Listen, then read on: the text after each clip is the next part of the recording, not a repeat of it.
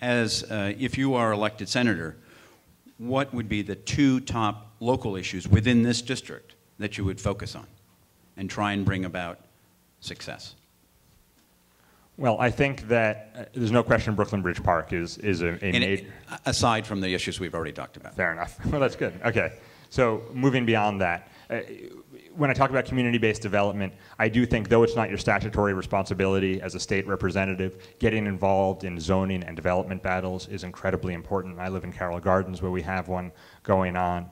They're going on around the Brooklyn and Manhattan portions of the district, and we need to be involved in them. The Seward Park urban renewal area in the Manhattan portion of the district has been largely vacant for 40 years, and we need to get it built. We need to figure out a way to get consensus around getting it built and make use of the fact that we can use city land, use state land to build the kind of housing we need, affordable and middle-class housing, small footprint retail so that locally owned small business has a place to come in, cultural attractions, cultural institutions in places where we don't have them. So that's incredibly, incredibly important. But you know, I think that the top one is, and it's an issue we talked about, although I rushed through it a little bit, making sure that we have the schools we need in the district. We have across this district families who have incredible need to stay, who have incredible want to stay in the city, and in order to do it, need to have schools that they can depend on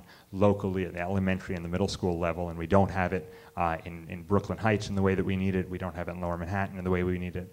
And then equally important in this district, and it feels like a long way from this room, but it's an incredibly important part of this district, is public housing. It really is. Public housing in New York City works in a lot of ways. In this district, it works in a lot of ways.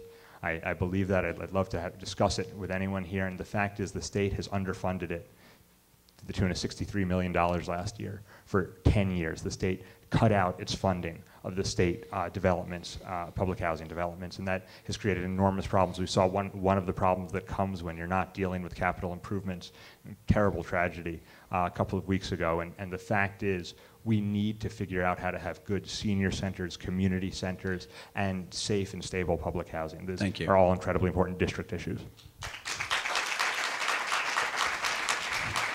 Senator Connor, what are your 2 top local issues that you'd like to see addressed, and how would you do it? Schools, and actually next year, and it affects us locally, but it's a state issue, mayoral control of the schools expires next year.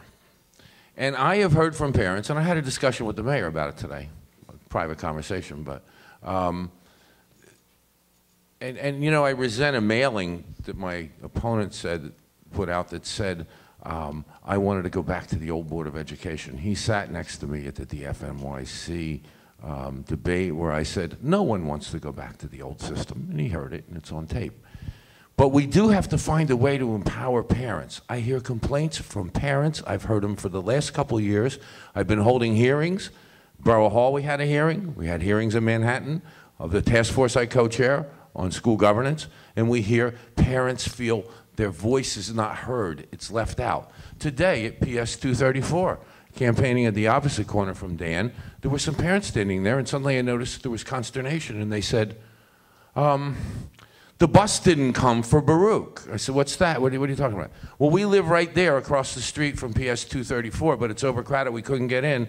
So our 5th grader has to go to Baruch on East 21st Street and spend an hour each day on the bus, to and an hour from.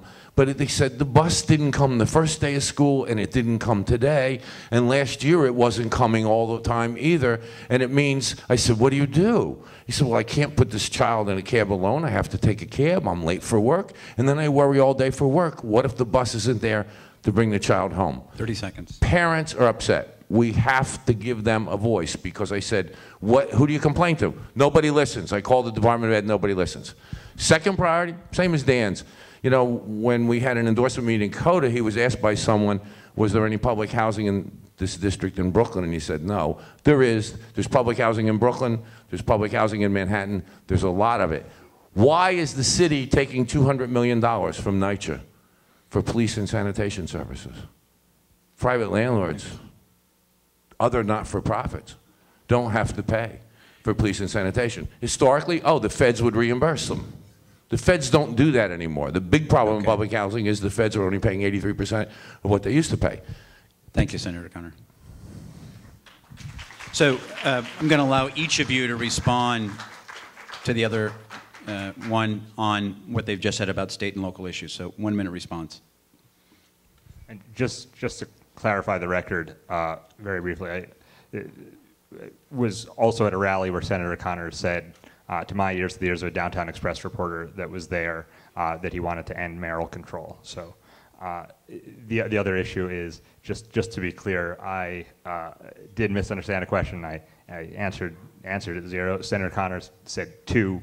The answer is 3. So we'll both take a mulligan on that. And the fact is, I think we both know from our answers today that there's public housing in the district, and that it's an incredibly important part of the district and of the city. So I do just want to clarify the record on that. The fact is, the one other thing I wanted to say is, I've gone around a lot, and I think I mentioned in my opening, knocked on a lot of doors, met a lot of people. A couple people here were complaining about the fact they couldn't look at their squash at the Borough Hall Green Market without me introducing myself. And I actually think when it comes to local issues, that's incredibly important. Getting out there, meeting people, being involved in the issues that wouldn't rise necessarily to what you would say today is the 2 local issues, but are the difference between folks feeling like there's a partner who's representing them and folks not necessarily knowing who's representing them. Thanks, Mr. Squadron. Senator Connor? One of the things I should say in state and local, I'm very proud of the fact that I have the highest environmental rating of anyone in the New York State Senate. And I take it seriously. The other day, as I was separating out the garbage in my campaign headquarters, one of the young people volunteering there said, "You're really serious about this environmental stuff?" And I said, "Yeah." And Dan mentioned the Green Market. It's a great program.